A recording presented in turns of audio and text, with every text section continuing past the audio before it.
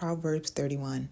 This particular scripture and book in the Bible is usually brought up when it's talking about a woman being submissive and all the things a woman should be.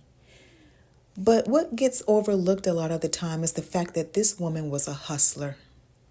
This was a businesswoman that played no type of games. She was an investor. She was a fashionista. She made her own clothing, and she was into real estate. I'm going to read the whole Proverbs 31. However, when I get to the part where it starts to talk about the character of this woman, I'm going to break down each scripture. Proverbs 31. The words of King Lemuel, the prophecy that his mother taught him. And Lemuel means devoted to God. What, my son, and what, the son of my womb, and what, the son of my vows? Give not thy strength unto women, nor thy ways to that which destroyeth kings. It is not for kings, O Lemuel, it is not for kings to drink wine, nor for princes strong drink, lest they drink and forget the law, and pervert the judgment of any of the afflicted. Give strong drink to him that is ready to perish, and wine unto those that be of heavy hearts. Let him drink and forget his poverty, and remember his misery no more. Open thy mouth for the dumb in cause of all such as are appointed to destruction. Open thy mouth, judge righteously, and plead the cause of the poor and needy. Now we are getting into the characteristics of this Proverbs 31 woman. Verse 10. Who can find a virtuous woman? For her price is far above rubies. This means that this woman is 1 in a million. The heart of her husband doth safely trust in her, so that he shall have no need for spoil. Now, spoil, you can take your meaning from that to mean other women or women of lesser character or virtue, or just anything in general that is outside of his household. Verse 12. She will do him good and not evil all the days of her life. She seeketh wool and flax and worketh willingly with her hands. She is like the merchant ships. She bringeth her food from afar. So this woman is picking out the best of the best for her household to consume. Verse 15. She riseth also while it is yet night, and giveth meat to her household, and portion to her maidens. She considereth a field, and buyeth. With the fruit of her hands she planteth a vineyard. Okay, let's talk about this. This woman goes out, she evaluates property, and she buys it. The fruit of her hands she planteth a vineyard. So she's also handy in the yard. She has a green thumb. She grows her own food. Verse 17. She girdleth her loins with strength, and strengtheneth her arms. I take this to mean that this woman works out and she takes care of her body. Verse 18. She perceiveth that her merchandise is good. Her candle goeth not out by night. So this means to me that this woman prepares.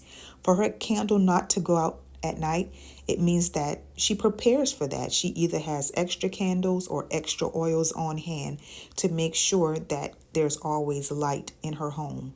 Verse 19. She layeth her hands to the spindle, and her hands hold the distaff. She's making her own material, her own thread. Verse 20, she stretcheth out her hand to the poor.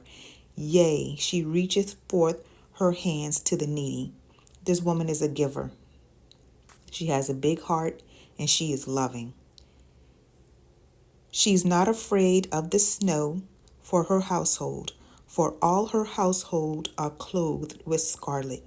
She dresses her children and her husband and herself in the best clothing. High value. This woman has class, dignity, and style. She maketh herself coverings of tapestry. Her clothing is silk and purple. Her husband is known in the gates when he sitteth among the elders of the land. She maketh fine linen and selleth it. She delivereth girdles unto the merchant. Strength and honor are her clothing, and she shall rejoice in time to come. She openeth her mouth with wisdom, and her tongue is the law of kindness. This is a wise woman. She's not dumb, she's not ignorant, and she is not a pushover. She looketh well to the ways of her household, and eateth not the bread of idleness. She's not lazy. She's not sitting around. She is taking care of her household. She's seeking things and items and land to purchase and make investments in. And she's about her business. Her children rise up and call her blessed. Her husband also, and he praiseth her. So this woman is admired by all. Her children love her, and they realize that this is a woman of very high standards because of how she takes care of herself, how she takes care of them, and how she takes care of their father or her husband. Verse 29, many daughters have done virtuously, but thou excelleth them all. Favor is deceitful, and beauty is vain, but a woman that feareth the Lord, shall she be praised.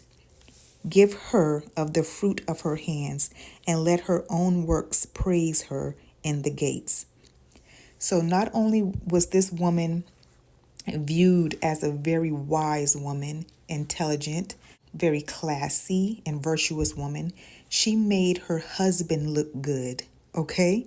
Because when he sat in the gates among the other men, he had so much pride and confidence because they all knew his wife and how she was and how she carried herself. And because of that, of the woman she was and how great she took care of him, it made him look good. Not just in the minds or the eyes of the men around him, he literally and physically looked good because she dressed him in the finest linen and cloths, things that she made with her own hands. She also fed him the best food, homemade food, food that she bought from afar that had high quality. So he was healthy from the inside out. When you hear people talking about the Proverbs 31 woman, don't just think it's talking about a woman that is just submissive and does whatever a man tells her to do or just subservient in all ways. That is not at all what this is saying, and not at all what I read. She is a virtuous woman, yes. She takes care of her household, yes, but she also takes care of her business. So keep that in mind and always read it for yourself. I am a firm believer, and I am so poignant on the point of us reading for ourselves and gaining an understanding for ourselves so that people can't just tell us anything. You all be blessed. Take care of your business. Keep the hustle going, but at the same time, and first and foremost, take extremely great care of yourself.